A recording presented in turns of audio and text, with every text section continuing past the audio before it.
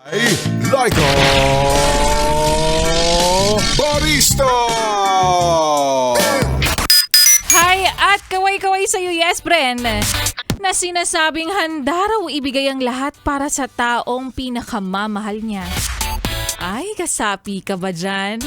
Yung tipong ang mga litanya mo ay, masaya na ako, basta makita lang kita na masaya. Ah?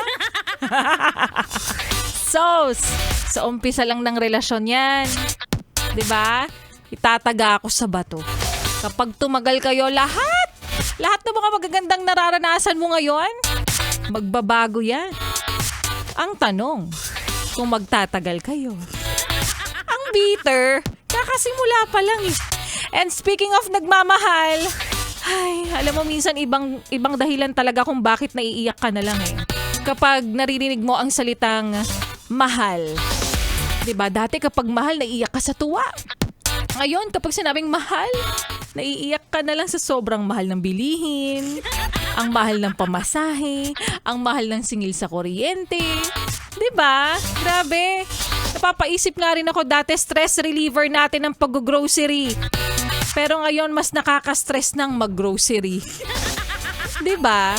Kapag nagyayaya ka sa nanay mo, kaya naman sa pamilya mo, tara mag-grocery tayo. Ay, excited kasi syempre, gagastos pero para naman sa inyo ngayon. Di ba ako nag-grocery, kamot ulo, ganun. Ay, yung tipong na-anxiety ka pagdating mo na sa cashier. Yan, may anxiety attack na pagdating sa cashier. Tsaka yung tipong nababawasan, bigla mo igigilid yung mga biglang, ay, di ko na muna to kailangan, ganun.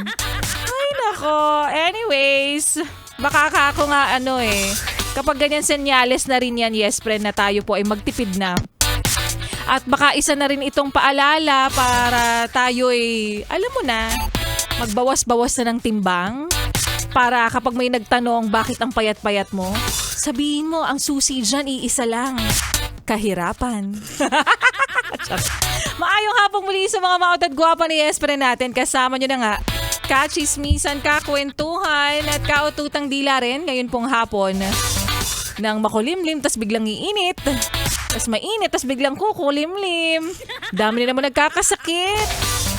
Na hapon po ng Miyerkules, DJ Laika Barista na ang iyong kasama from 3 to 6 p.m. dito pa rin sa iyong paboritong istasyon. Nakabonding ang 101.1 Yes FM. At para sa mga nanay, tatay, kuya, ate natin na nag-aabang na naman dyan at hindi narinig kanina ang mga announcement kung sino nga ba ang nanalo para po sa ating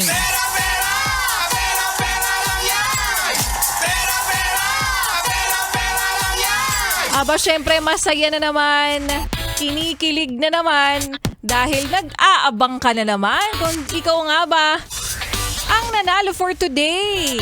Ayan, ulitin lang natin. Kanina in-announce na to ni Maria Morena sa kanyang programa. Ang kanyang winner for today ng 1,000 piso. Dagdagan natin, mag-aabono si Maria Morena.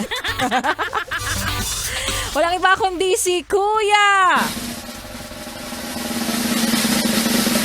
Mark Anthony Ortiz. Congratulations sa iyo, Kuya Mark Anthony Ortiz.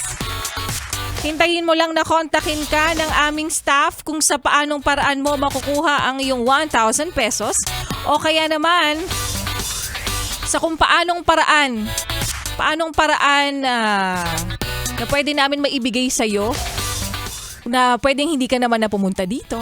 Abangan mo lang, no? Sana tama ang numerong binigay mo dito, yes friend, para mabilisan ang ating transaksyon. Ayan. So, good luck and congratulations in advance sa lahat po ng nanalo para po sa ating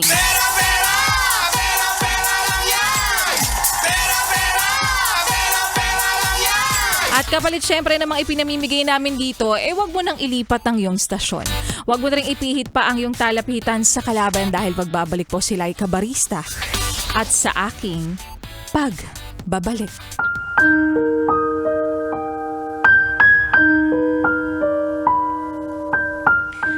Pwede bang ako naman? Pwede bang kami naman? Kasi kailan ba darating yung pagkakataon na ikaw naman ang aalagaan?